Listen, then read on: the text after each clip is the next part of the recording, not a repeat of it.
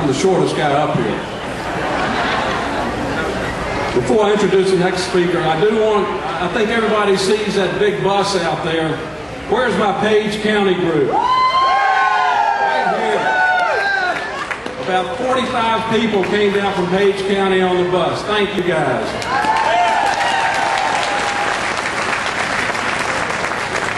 Just to let you know where Bill Bowling is, we all know Republicans stand for families, and he's attending to a family matter this weekend. He's been at the Roundup every year until this year, so we're going to carry him to victory also.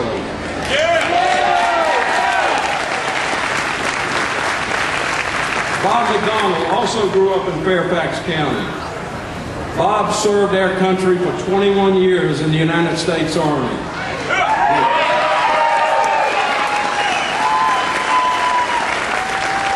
He retired as a lieutenant colonel. After working in the private sector a few years, Bob served 14 years in the Virginia House of Delegates from the Virginia Beach area. He was then elected Attorney General of Virginia. To devote full time to this campaign for governor, Bob resigned that position just a few months ago. In 17 days, Bob McDonnell will have a new title. It will be Governor-elect of the Commonwealth of Virginia. Please welcome the next Governor of Virginia, Bob McDonnell.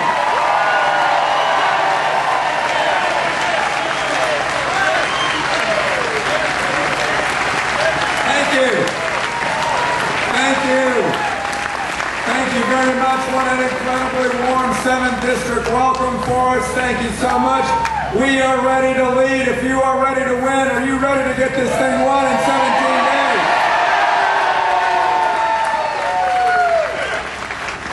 Well, that is terrific. I am so excited and honored to be the Republican nominee for governor. Never thought growing up in Fairfax County as a middle-class kid with an Air Force dad and a working mom that I'd have a chance to follow in the footsteps of Patrick Henry and Thomas Jefferson. And yet, with your help, that's how close we are. And Ken and I and Bill are so grateful for all you're doing to help us win. And I am so thankful for my neighbor and former seatmate and good friend, Eric Cantor, and Diana and his family for all they're doing to lead the way, not only in the 7th District, but in the United States of America. Thank you, Eric Cantor. In fact, I love Eric in the 7th District so much that I'm here instead of watching Notre Dame and Southern Cal play football. That's how much I love Eric Cantor. But I'm telling you, because of Eric's leadership, that's one of the reasons Ken and I and Bill and John and Bill and Ernesto are on the brink of winning, because with his leadership, it is crystal clear what Republicans and Democrats stand for in the United States Congress today.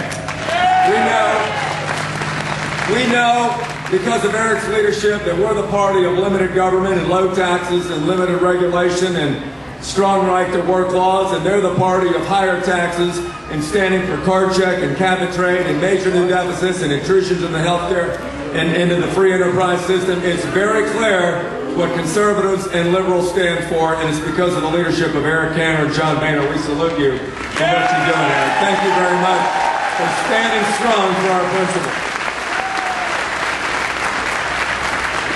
And I tell you, Eric has been literally all over the state and even into some other states like Maryland, campaigning and raising money for me, and I'm so grateful for his leadership. I think he said something like, if Ken and I and Bill win this year, it might help him next year, or something like that. Is that right, Eric?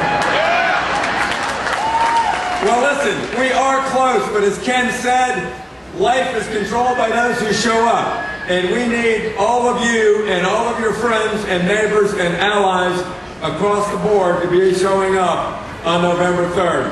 I think the reason that we're so close to winning is because people really do understand that this election is about jobs and about the economy and about taxes and regulation, and that our party is on the right side of that, because we understand it's not big government programs and Looney solutions in Washington or Richmond that are the key to prosperity and freedom, but it's limited government, it's free enterprise, it's the right-to-work system, it's lower taxes and regulation, it's creating the environment where free people can use their God-given talents to pursue the American dream. That's what's great about this country.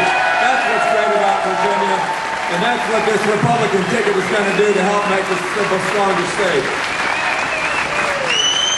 And so I'm so excited that we've been able to lay out these ideas to be able to promote small business and entrepreneurship and have a comprehensive energy plan and actually being the only candidates that actually have a transportation plan and finding ways to be able to promote a stronger public school system and better access to our great universities and finding new initiatives to be able to keep government more limited and more accountable and more user-friendly and more transparent and finding ways to make government more efficient.